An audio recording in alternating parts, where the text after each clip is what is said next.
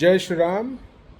ఇవాళ నిన్న జరిగిన కామారెడ్డిలో మా ఎమ్మెల్యే వెంకటరమణారెడ్డి కార్యాలయంపై దాడిని నిరసిస్తూ మరి అలా కామారెడ్డి బయలుదేరబోతున్న మా రాష్ట్ర అధ్యక్షుడు ఎన్ రామచంద్రరావు గారిని అక్రమంగా అరెస్ట్ చేసిన ఈ కాంగ్రెస్ ప్రభుత్వం ఇలా ప్రజాస్వామ్యాన్ని ఖూనీ చేసే విధంగా వీళ్ళు అధికార దుర్వినియోగానికి పాల్పడుతున్నారని ఈ సందర్భంగా తెలియజేస్తున్నారు.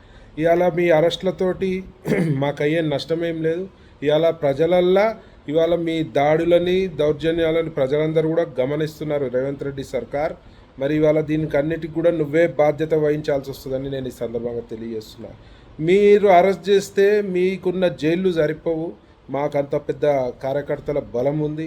ఇవాళ మీరు చేసిన ఈ నికృష్ట పనికి ప్రజలందరూ త్వరలో బుద్ధి చెప్పాలని, మరి ఇట్లాంటి అరెస్టులకి మా అధ్యక్షులు అసలే భయపడరు, మా బీజేపీ కార్యకర్తలు ఎవ్వరు కూడా భయపడరు, కుంగిపోరని చెప్పి తెలియజేస్తూ మరి ఇంకా ఉధృతంగా మీ యొక్క ప్రభుత్వ వైఫల్యాలని నిలదీస్తూ ఇంకా ఉధృతంగా మేము ధర్నాలు చేస్తాము.